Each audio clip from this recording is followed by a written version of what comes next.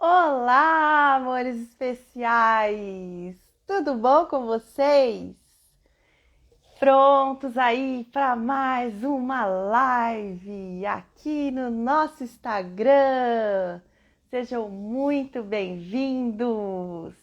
E hoje nós temos uma convidada muito especial, a Mariana Cristina, e nós vamos falar sobre TDAH. Um tema muito legal, hein? Então vão chegando aqui na nossa live, que daqui a pouquinho nós vamos falar aí sobre esse tema maravilhoso. Então, eu queria deixar aqui um recadinho para vocês também, que quarta-feira, ao meio-dia, nós teremos uma live com um convidado secreto. Então, se vocês curtem aqui o nosso Instagram, meio-dia na quarta-feira, vocês não podem perder a nossa live com esse convidado secreto, tá bom? E a Mari já chegou, eu vou chamar ela aqui para a gente começar o nosso beijo. Vamos lá, Mari. Todo mundo chegando para nossa live. E aí, Oi, Mari? Pri, bom dia. Tudo Tudo e bom? você? Tudo jóia. Ó, estamos combinando de rosa, finzinho de outubro rosa. Aí, meninas, vamos todo mundo cuidar aí da saúde. Uhum. E vamos aí chegando, pessoal. Vamos mandando corações, vamos compartilhando a live com quem vocês quiserem. E hoje estamos aqui com a Mari Cristina. Mari Cristina, né? Às vezes eu confundo Mari Cristina, Mari Cristina. Mariana Cristina, isso. Ai, Mari, vamos lá começar nosso bate-papo, Mari, Sim. contando aí um pouquinho sobre quem é a Mari, Uhum. sobre como que você escolheu essa profissão linda e qual que foram aí as suas motivações, suas inspirações para escolherem a sua profissão. Conta pra gente. Tá. Bom, então, bom dia para todo mundo. É um prazer estar aqui com você, Pri, te reencontrar e participar mais uma vez desse grupo tão especial, né? O nome já diz. E, bom, meu nome é Mariana Cristina. Eu sou, como vocês bem viram, mais conhecida como Mari Cristina, né? Então, sou psicóloga, sou neuropsicóloga, trabalho na abordagem de terapia cognitivo-comportamental e a minha especialidade também é fazer avaliação neuropsicológica de crianças e adolescentes em especial, né? E o meu foco dentro da área da infância e adolescência são justamente os transtornos do neurodesenvolvimento, que é justamente onde entra o TDAH, né? Então, a minha escolha pela psicologia, eu sempre tento lembrar como é que foi exatamente, mas provavelmente na época ali de escola, né? Acho que os psicólogos eles têm essa maior facilidade, esse maior carinho para acolher as pessoas, para tentar colaborar com as pessoas, né? Eu sempre, os meus amigos que vão assistir talvez podem confirmar, eu sempre fui essa pessoa de tentar deixar as coisas mais redondinhas, tentar colaborar, né, para a evolução ali de todas as situações. E a neuropsicologia surgiu na minha vida no final da faculdade, quando eu estava num congresso e não conseguia ainda me encaixar muito bem nas abordagens teóricas, né, que a faculdade apresentava. E quando eu vi a neuropsicologia, foi isso. Falei, nossa, é isso. O cérebro existe, o cérebro é potente, ele é importante, a gente tem que olhar assim para ele, como estando na base aí das coisas que acontecem na nossa vida também, né, além de toda a parte emocional. E a partir daí, então, comecei a mergulhar nos ambulatórios e na universidade e me especializei justamente em transtorno do neurodesenvolvimento, principalmente aí também em autismo, né? Mas TDAH, os transtornos de humor, transtornos de aprendizagem também sempre estiveram aí no rol da minha atuação. E Mari, por que que você escolheu a neuropsicologia infantil, que é mais assim a sua área? Eu sempre gostei de criança, Pri, sempre foi uma paixão para mim. Eu acho a criança um ser muito, muito puro, muito genuíno. Ela é a base de toda a nossa sociedade, né? A base do nosso mundo são as nossas crianças de hoje, né? E sempre tive esse carinho especial. Então, poder colaborar para as crianças que estão enfrentando dificuldades para mostrar toda a sua potência, todo o seu potencial, é algo que sempre me encantou. E olhar isso assim na minha frente, né? Os pequenininhos aqui fazendo as atividades, participando das terapias, é muito gratificante, é gostoso trabalhar com crianças, além de ter. Eu sinto que eu estou colaborando para a sociedade de alguma maneira quando eu faço esse trabalho com os pequenos. Ai, com certeza. Então, Mari, vamos lá falar aí do nosso tema, Uhum. que é o TDAH. Mari, o que que é TDAH? Explica aí pra gente, que eu muitas vezes eu até me embanando assim na nomenclatura mesmo, né? Sim. Conta aí pra gente, Mari. Bom, então. E Assim, pessoal, se vocês tiverem perguntas, mandem aqui pra gente também. uhum. O TDAH, Priya, é uma sigla, né, que significa transtorno do déficit de atenção e hiperatividade, né? É isso que significa essa sigla. Algumas pessoas elas falam, eu tenho DDA ou eu tenho TDA, né? Na verdade, elas estão se referindo a um dos subtipos do TDAH, porque o diagnóstico de TDAH ele pode ser combinado, ou seja, sintomas de desatenção com sintomas de hiperatividade e impulsividade. Uhum. Ou simples só na desatenção, ou só com um quadro mais de hiperatividade e impulsividade. Então, a gente, quando fala do TDAH, a gente está falando do quadro geral, mas a gente sempre tem que especificar qual que é o subtipo que aquele indivíduo apresenta como mais forte ali no funcionamento dele, né? O que traz mais impactos no dia a dia. Se é ou desatento, ou hiperativo impulsivo, ou esse combo aí da desatenção com a impulsividade e hiperatividade. Sim. O Mari tem uma pergunta aqui, ó. Sim, Existe diferentes tipos de TDAH? sim, existe. É justamente essa diferenciação, né? Do subtipo mais desatento, e aí vai ter toda uma série de comportamentos que acompanham esse subtipo desatento. Tem o subtipo mais hiperativo e impulsivo, então aí são outros comportamentos que acompanham, ou essa combinação dos dois quadros. Tá. E aqui eu recebi uma pergunta que eu fiz a enquete antes da nossa live, Sim. e eu recebi várias perguntinhas assim, né? Uma delas foi: qual que é a diferença de meninos e meninas que têm TDAH? Tá. Na verdade, para o quadro de TDAH, ele é mais comum em meninos, né? Então, é numa proporção de 2 meninos para uma menina, mais ou menos. E a Hum. manifestação clínica também tem uma diferença. As meninas, geralmente, custam, inclusive, mais para serem diagnosticadas, porque elas têm mais sintomas de desatenção do que, de fato, sintomas de hiperatividade.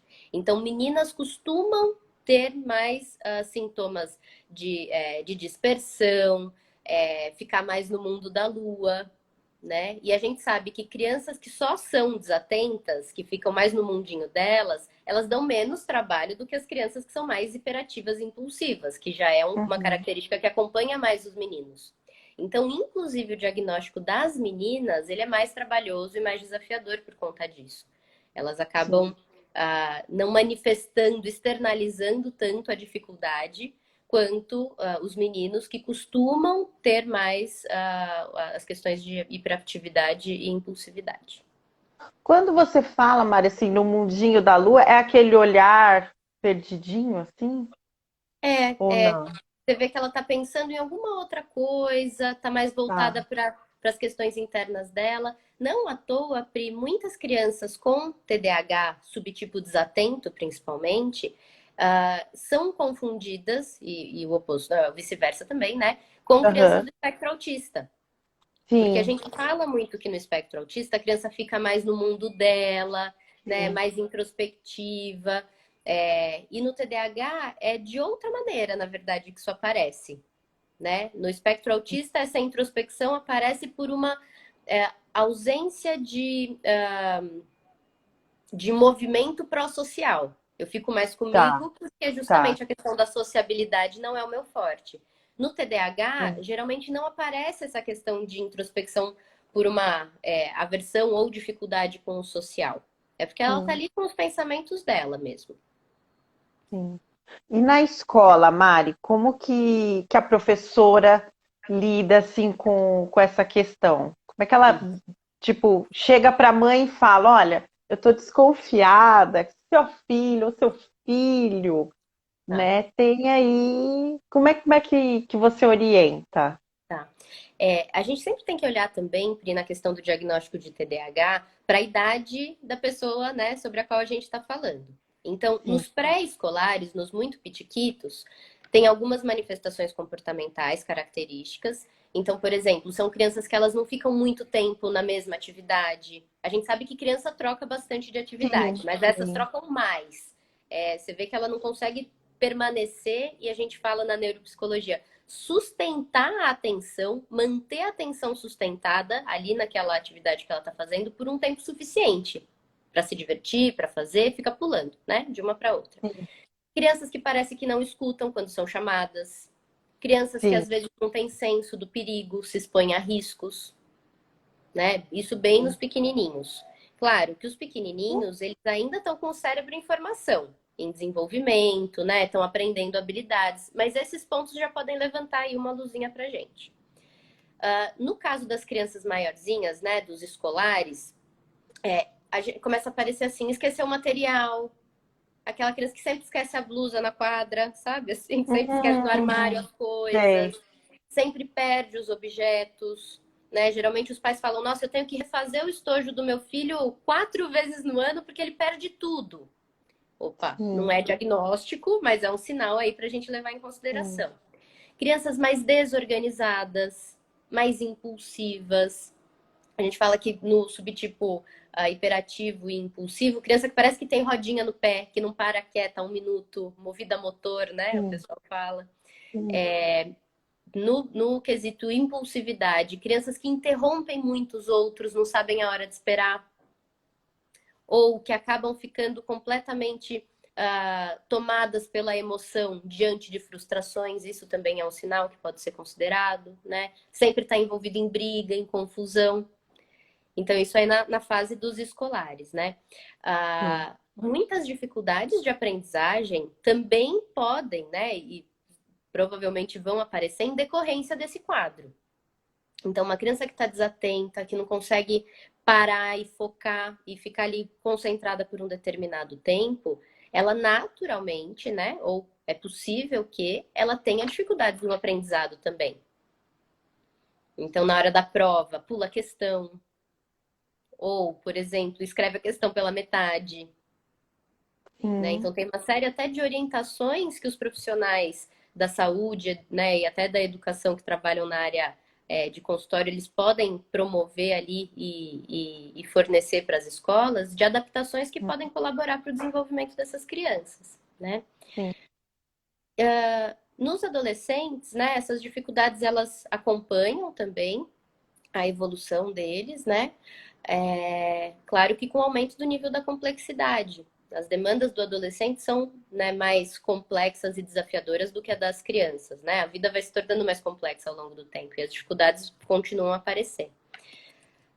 E na fase adulta, tem estudos, né, que mostram que 50% das crianças TDAH, que foram diagnosticadas com TDAH, elas podem, de fato, carregar sintomas até a fase adulta.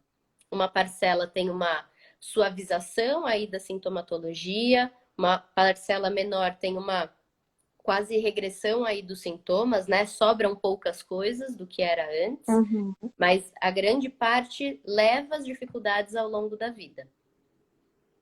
Sim. Mari, também recebi essa pergunta na semana. Como saber se meu filho tem TDAH ou se ele é muito ativo? Tá? Essa é uma pergunta muito interessante, Pri, porque é muito difícil dos pais saberem isso. É difícil diferenciar. Por isso que é importante que as crianças, elas que têm a suspeita, ou que os pais estão vendo, puxa, tem algum comportamento aqui que está atrapalhando o desenvolvimento pleno do meu filho. Se é uma inquietação que chega a atrapalhar essa evolução, naturalmente isso vai ter que ser olhado, né? Para a gente ajudar aí Sim, o pequeno ou não tão pequeno, né? Não sei qual que é a idade da criança, a se desenvolver melhor.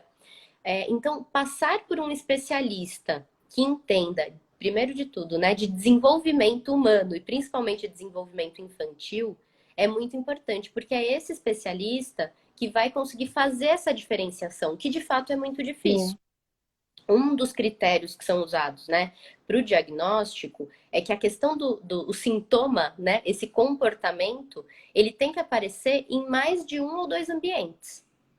sim. Porque o que aparece eventualmente é só em casa que ele é assim. Então, se ele está escolhendo, muitas aspas, né, na palavra escolher, mas se é só em casa que esse sintoma acontece, será que não tem nada no ambiente que está propiciando que esse sintoma apareça? Porque Sim. o nosso cérebro, ele não faz tanto essa diferenciação, né? Agora eu vou ficar hiperativo e agora eu vou ficar mais tranquilo, né? Claro que a gente vai desenvolvendo habilidades para isso acontecer, mas no caso dos transtornos do neurodesenvolvimento, o cérebro não escolhe, né? Exatamente como é que isso vai aparecer. Aparece em todos os lugares. Entendi. Gente, deixa eu perguntar aqui mais uma pergunta, que eu tenho, assim, eu recebi tantas perguntas, Mari, que eu tô aqui meio sem saber qual que eu devo fazer. Mas assim, uma que eu recebi mais de uma vez foi como que é o diagnóstico do TDAH. O processo de diagnóstico, né? Quando a gente fala em diagnóstico, a gente diz de um diagnóstico médico. Né? Então, geralmente, o caminho, né, para você ter ali um diagnóstico com um laudo, ele tem que ser assinado por um profissional médico, geralmente, no caso, né, do TDAH, neurologista ou psiquiatra. Eu, né, gosto de trabalhar e sempre sugiro que seja com profissionais especializados em infância e adolescência, que tem esse olhar específico, né? Então, esse profissional médico, ele vai fazer todo o levantamento lá pelo manual diagnóstico dos transtornos, né, de transtornos mentais, qual que é a carinha daquele funcionamento, né, do paciente. E, geralmente, esse médico faz os encaminhamentos para outros profissionais da área da saúde e educação para embasar melhor esse raciocínio clínico. O ideal é que seja, assim, uma avaliação multidisciplinar. Na verdade, em todos os transtornos do neurodesenvolvimento, eu acredito que o ideal é uma avaliação multidisciplinar, para a gente poder observar aquele indivíduo de vários ângulos, né, a partir de várias Sim, especialidades. Mas, em geral, neuropsicólogos são acionados nesse momento, psicopedagogos, fonoaudiólogos, em alguns casos, inclusive terapeutas ocupacionais, né? Porque a gente tem que entender se aquela inquietação da criança é algo mais de uma hiperatividade pura ou é alguma questão sensorial que está fazendo com que sim. ela fique mais ativa e busque mais o movimento. Então, o diagnóstico multidisciplinar é o ideal. Ó, uma pessoa que é TDAH, mãe e filho. Ela escreveu assim: no caso do meu filho, foi na escola, em casa e no consultório da médica. Tinha uma piscina de bolinhas e ele quase distribuiu a piscina. Quase destruiu. Destruiu a piscina. É. Então é isso, né? Ai, Ele se comportou do jeitinho que ele é, do jeitinho que o cérebro dele funciona, né? Em todos os ambientes pelo que ele passou. Teve essa coerência, né, de comportamento em todos os ambientes. Então, nesse sim, caso, é exatamente isso. Acho que até pelo nome do perfil dela, né? O pequeno dela aí sim, deve já ter o diagnóstico. Mas é exatamente isso, Pri. A gente tem que selecionar as informações que os pais trazem, e o papel do profissional é esse. A gente filtra e interpreta através do nosso olhar clínico.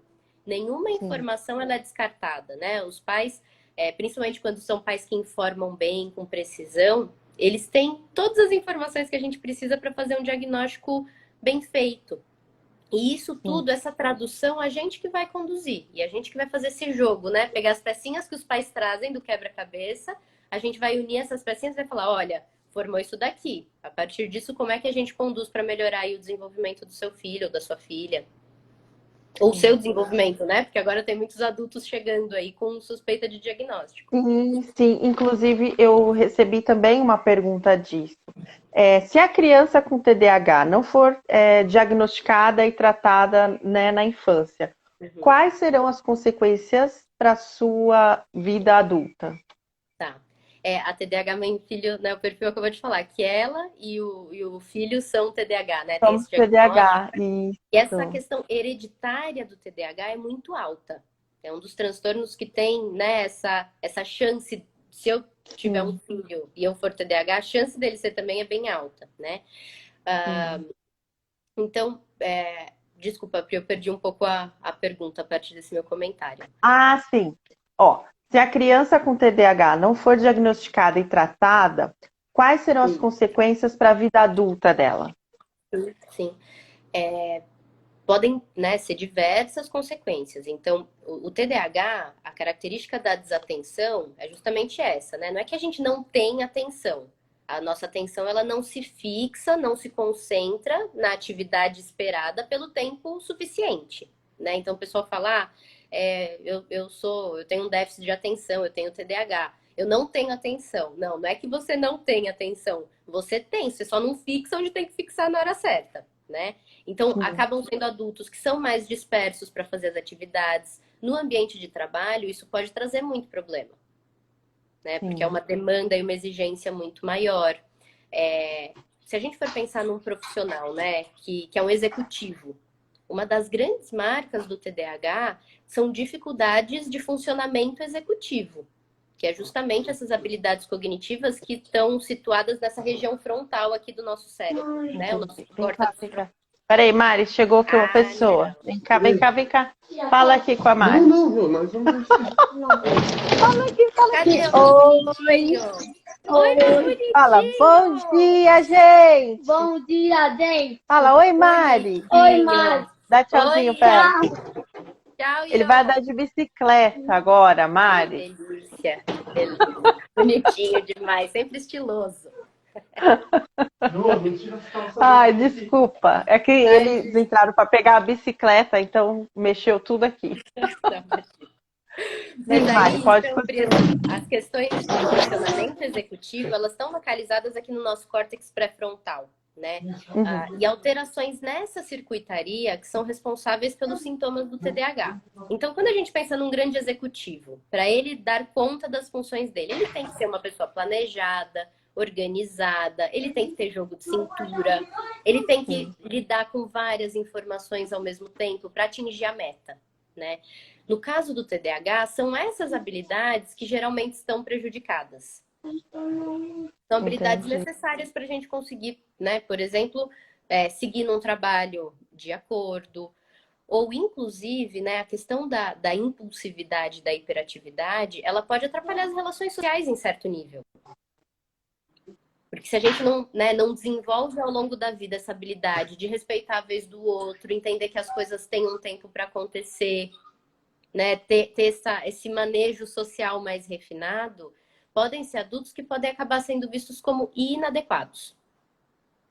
Nossa, eu tô aqui Entendi. falando, essa pessoa toda hora me interrompe, por exemplo, Entendi. né? Ou aquela pessoa que solta comentários que você fala, minha Nossa Senhora, por que foi falar uma coisa dessa? Né? Que falam, eu brinco que são Entendi. sincericídios também. Isso aparece também nos casos do transtorno do espectro autista, naquelas crianças Uhum. verbais de altíssimas habilidades, né? Que eles acabam fazendo comentários que não caem bem, inadequações, né, sociais nesse sentido. Sim. Mas nos casos dos adultos com TDAH e dos indivíduos no geral, isso também pode aparecer. Então, por isso que é Entendi. importante o diagnóstico multidisciplinar, porque é o profissional que vai separar o joio do trigo, né? O que que tem a ver com um quadro de um TDAH, ou o que que tem a ver com um quadro de um transtorno do espectro do autista, se for essa suspeita, né, que precisa ser diferenciada, ou não, o que que é uma questão ambiental, familiar, cultural. Sim. E Mari, a agressividade tem a ver com o diagnóstico de TDAH? A agressividade em si, Pri, eu acredito que não. Porque não é que os TDAHs eles são pessoas agressivas. São pessoas que são impulsivas. E Sim. nessa de não conseguir puxar o freio, pode ter uma resposta menos assertiva, menos adequada. Tá. né? Então, Entendi. a gente fala da questão da regulação emocional, que são tomados muito pelas emoções, quando frustrados, enfim, quando falham, né? Sim, Mas não obrigatoriamente isso vem carregado aí com esse título de agressividade. entendi. Pode ser menos assertivo, pode sim ser agressivo, mas na verdade o que move o comportamento é a impulsividade, é o não parar para pensar antes de agir. Sim, vai agindo e depois pensa. Quando vê, exatamente. Quando vê, já foi, né? Um comportamento menos assertivo, Entendi. mais inadequado, falou que não devia, magoou alguém.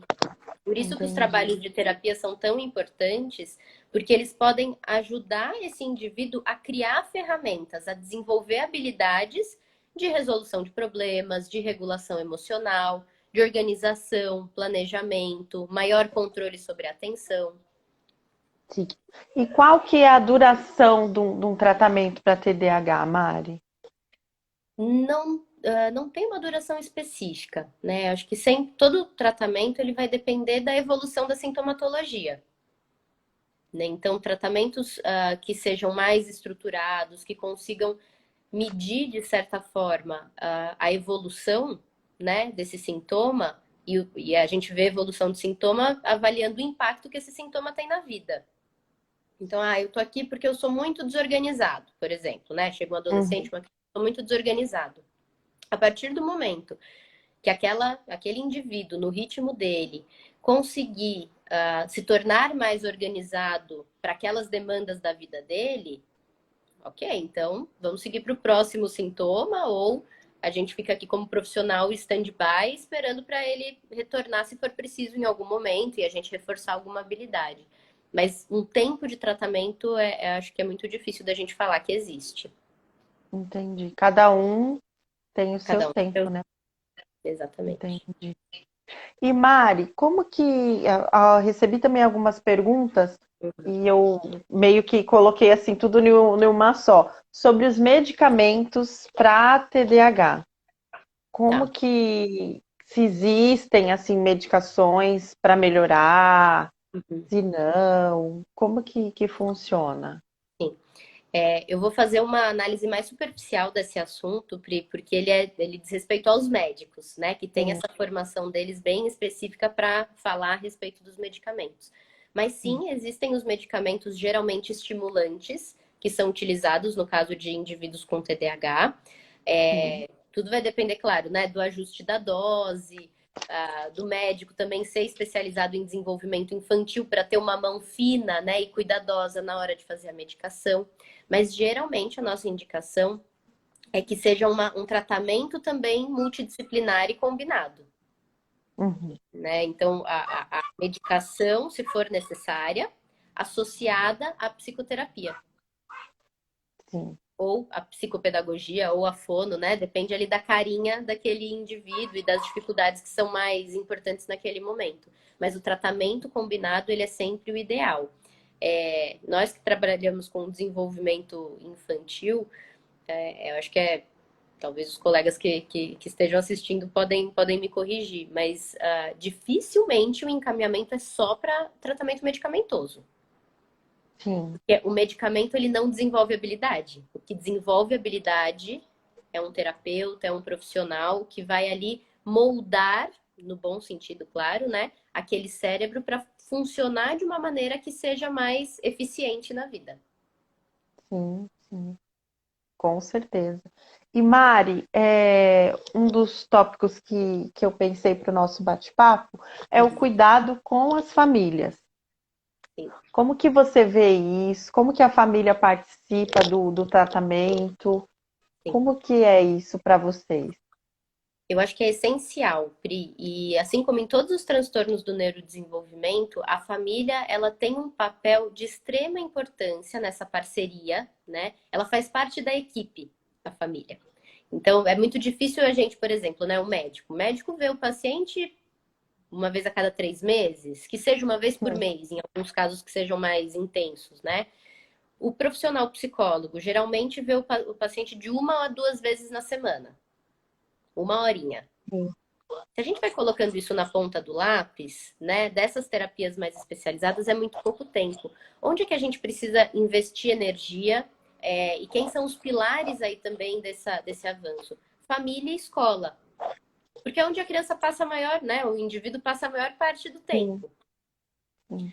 Então, se a família não tiver bem ciente sobre o diagnóstico, sobre as suas limitações e as suas possibilidades, se a escola também não tiver ciente, esse é um assunto polêmico, né? Porque tem algumas famílias que ficam desconfortáveis de abrir o diagnóstico para a escola, com medo de rótulos, enfim, a gente pode até falar sobre isso na sequência. Mas essa parceria é o que vai fazer a engrenagem do tratamento mover, se movimentar. O diagnóstico em si, e aí só apontando sobre a questão do rótulo, né? O que a gente costuma conversar com as famílias, principalmente, que tem um pouco mais de resistência de aceitar que, puxa, meu filho tem um diagnóstico. O rótulo de uma criança que é mais hiperativa e mais desatenta já existe. Porque é visto como algo que está no mundo da lua, ou o que não para quieto. Às vezes vão falar é preguiçoso, é mal educado, né? A gente arrepia quando ouve isso, porque não é por aí, né? Tem dificuldades anteriores que justificam. Você sabe bem disso, Então, o rótulo, ele já tá ali e é um rótulo que não ajuda, com certeza. Quando a gente abre a possibilidade e fala assim, olha, é o jeito dele funcionar. É a identidade dele, a digital dele é essa, ele funciona desse jeito. A gente abre a possibilidade para intervenções que ajudem, para compreensão melhor daquele caso, para uma compreensão melhor daquele paciente. Ele interrompe porque não teve educação em casa. Não, de jeito nenhum. Ele interrompe porque o jeitinho do cérebro dele funcionar é um cérebrozinho que ainda não está com freio. A gente precisa fazer esse toda a trabalho em diferença, conjunto. né, Mari? Toda. Porque, por exemplo, no caso do Iô, ele não tem TDAH, né? Ele tem o transtorno de espectro autista. E quando eu abri isso, né, para a escola e tudo, a visão que eles têm é diferente, né? As crianças o veem diferente, porque agora elas entendem que ele tem esses momentos, né?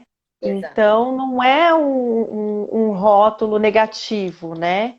É algo muito positivo, porque agora eles olham e falam assim, não, ele precisa desses momentos, ele não está levantando porque ele é mal educado, né? Ele está levantando porque ele precisa dar uma andadinha na sala. Exatamente, porque isso é importante para ele ajudar até mesmo, né? E colaborar com o funcionamento da sala. Sim. Então, essa compreensão, né? Eu acho, muitas vezes eu acho que é uma porta que se abre. Né? A gente tá ali batendo, né? Os pais batendo na porta, falando, por favor, me ajuda, tá difícil e tudo mais. Quando tem esse diagnóstico aberto, parece que, né, cai um véu. Agora tudo faz sentido. E fazendo mais sentido, a gente sabe como agir.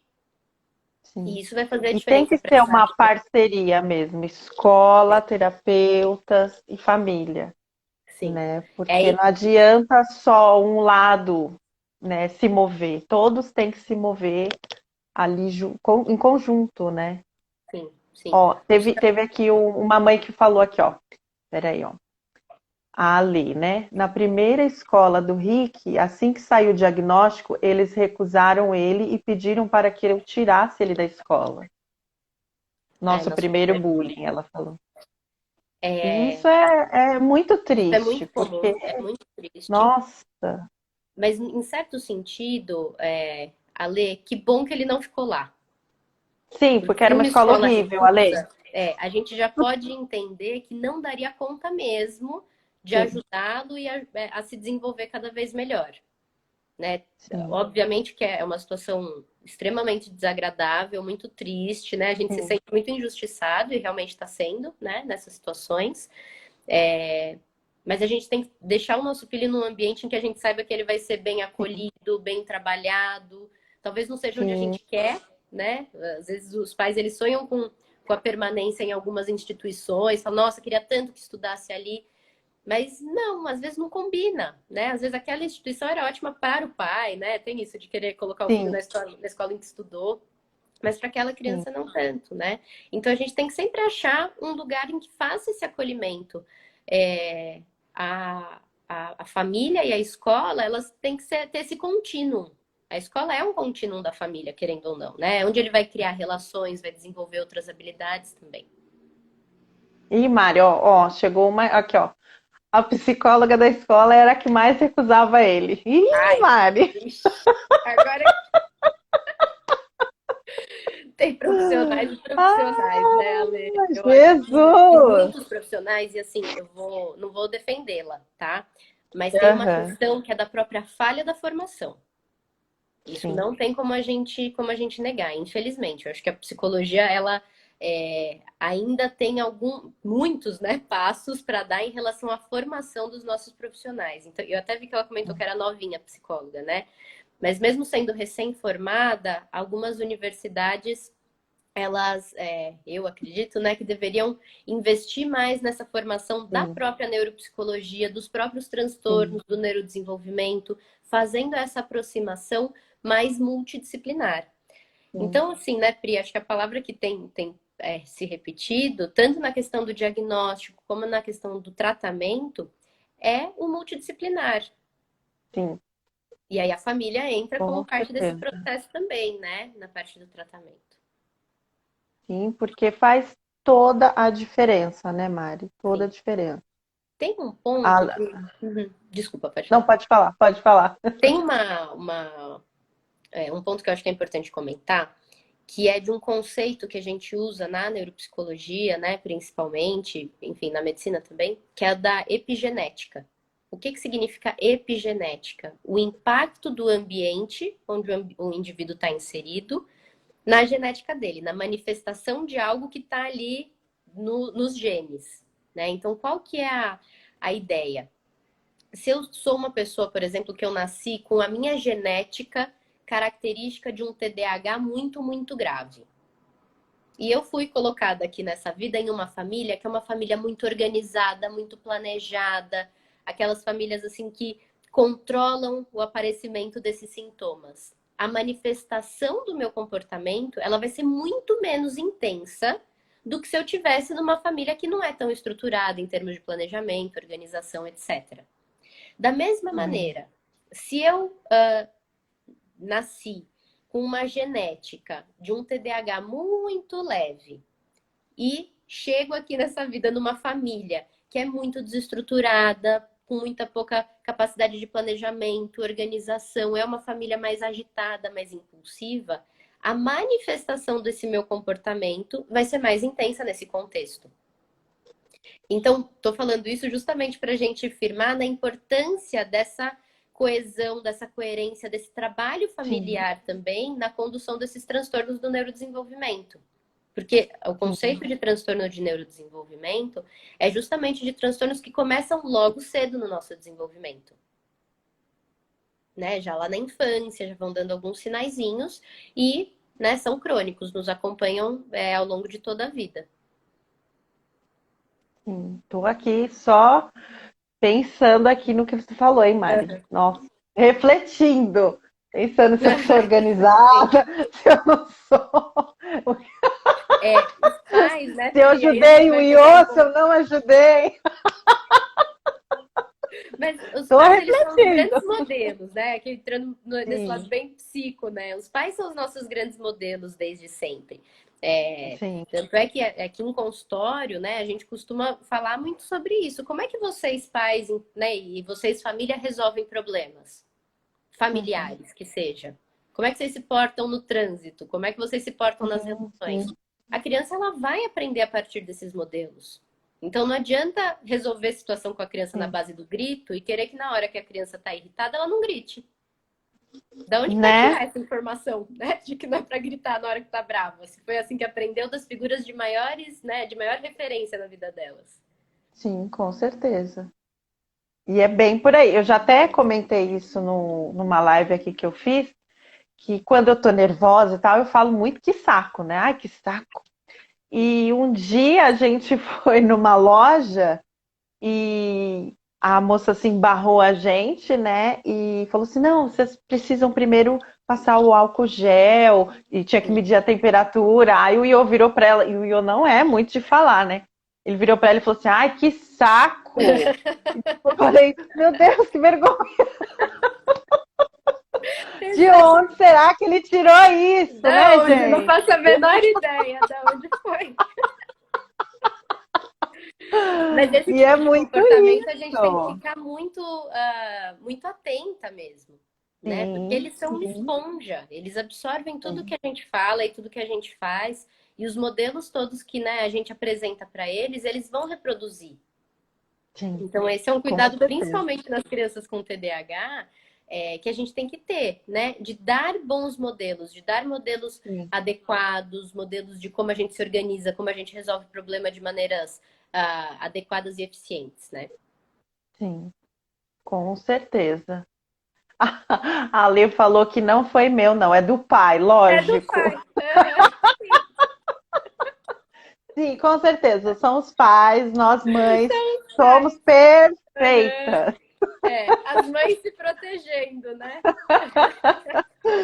Ai, peraí, que eu tinha mais uma perguntinha para a dona Mari.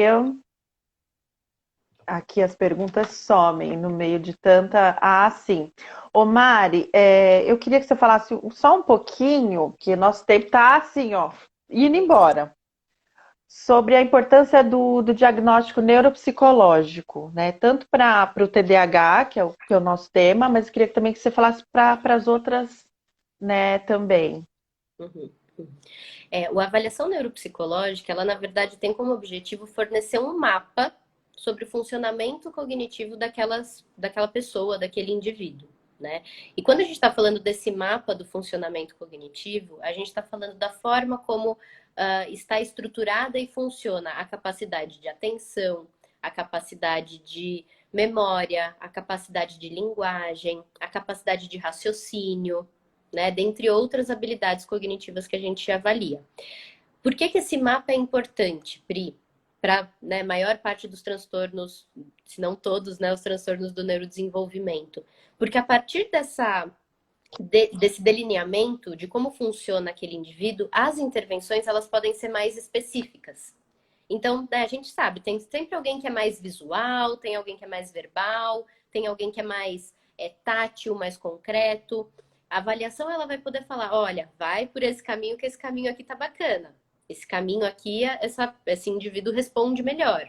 O outro caminho que ele não responde tão bem, a gente vai começar a trabalhar para desenvolver. Mas você pode compensar uma fragilidade cognitiva com uma potencialidade cognitiva. Então, a avaliação neuropsicológica, ela inclusive dá instrumentos para que o médico feche um diagnóstico de uma maneira mais apropriada, a partir desse Sim, funcionamento, porque cada transtorno tem uma carinha, né? Os transtornos de linguagem, no exame neuropsicológico, vai acusar, olha, nas habilidades de linguagem, nas atividades que envolvem ele usar palavras para se expressar, ele não está tão bem. Então, isso aqui corrobora, por exemplo, um diagnóstico de um transtorno de linguagem. No caso do uhum, TDAH, a marca do exame neuropsicológico é uma dificuldade de atenção, né, de sustentar a atenção, de conseguir reter informações que escuta ou trabalhar com informações visuais. E uma dificuldade também importante de funcionamento executivo. Organização, planejamento, ter jogo de cintura, conseguir inibir os impulsos. O neuropsicológico vai mostrar isso, e aí o médico, a partir dessa base, ele consegue fechar um diagnóstico de uma maneira mais precisa e orientar como conduz o tratamento. sim, sim. Pro IO foi fundamental a avaliação neuropsicológica. E, aliás, vamos fazer novamente agora, né? Ah, isso é importante eu perguntar. Uhum. A partir de que idade que a gente pode fazer a avaliação neuropsicológica, Uhum. Mari? A gente tem instrumentos na neuropsicologia, né? Instrumentos, eu digo, testes, que podem ser aplicados em crianças muito pequenas, a partir de 2 anos e meio, mais ou menos. Mas, mesmo no caso de crianças maiores, muitas vezes as crianças têm dificuldade para responder aquele material que a gente está apresentando. Por uma questão de compreensão, uma questão de inquietação ou de atenção, né?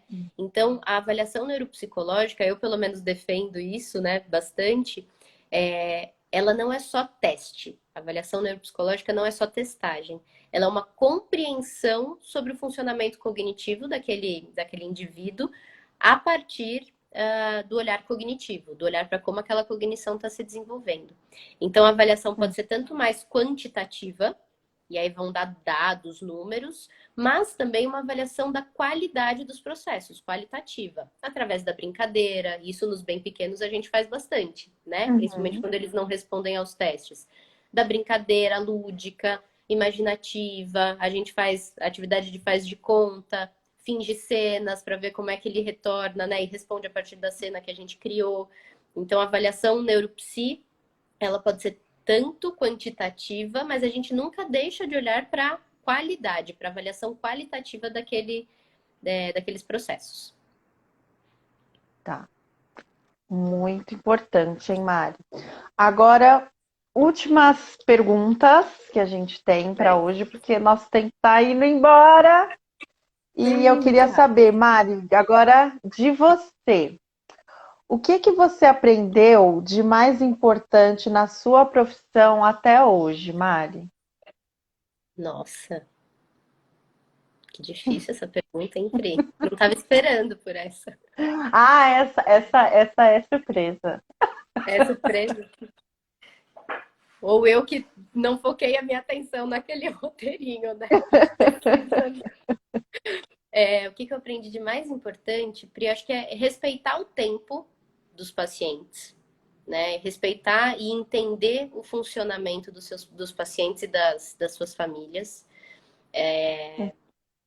Entendendo também, e talvez esse tenha sido o maior aprendizado, que eu não consigo trabalhar sozinha. Eu acho que esse foi o maior aprendizado, na verdade. Eu não consigo trabalhar sozinha e eu não acredito que o trabalho sozinho do psicólogo ele é tão eficaz quanto um trabalho em equipe, com as trocas que a gente tem com a família, com as trocas que a gente tem com a escola, que a gente tem com os outros profissionais. Você conseguir trocar figurinhas com as pessoas, né, que podem colaborar com os seus olhares, com os seus saberes, engrandece a nossa atividade e a nossa atuação com aquele paciente. Então, acho que o grande ganho da minha vida profissional e algo que eu devo aí aos locais em que eu passei, as pessoas que eu conheci, é aprender a trabalhar em equipe. Sim. E, claro, né, esse respeito e amor pelos pacientes também, mas o trabalho multidisciplinar, eu acho que de fato é um prêmio, assim, é um grande presente da minha história profissional. Sim. Lindo, lindo, lindo. Amei, Mari. E ó, para finalizar aqui nosso bate-papo, que foi incrível, eu queria que você deixasse um recado especial para todos os pais aqui do Amor Especial, para quem assistiu nossa live. Queria que você deixasse esse recadinho especial. Tá. Bom, obrigada. Eu vi que tem muitas pessoas queridas, colegas, amigas, familiares aqui também. Você sabe, né, Pri, que foi um desafio, estava aqui ansiosa, mas foi muito gostoso. Te agradeço muito pelo convite, pela confiança, que no nosso caso não é só aqui da live, é de outros contextos também, né? Talvez o recado maior, assim, para os pais e para todas essas pessoas, né, que acompanharam, seja para a gente acreditar no potencial, né, dos nossos pequenos, dos nossos adolescentes, dos nossos adultos e parceiros, né? Quando a gente entende que todo mundo tem algo que ainda pode ser melhorado, evoluído, desenvolvido e potencializado, a gente continua firme naquele propósito, né? De estar naquela parceria. Então, confiar que todo mundo tem um potencial, a gente só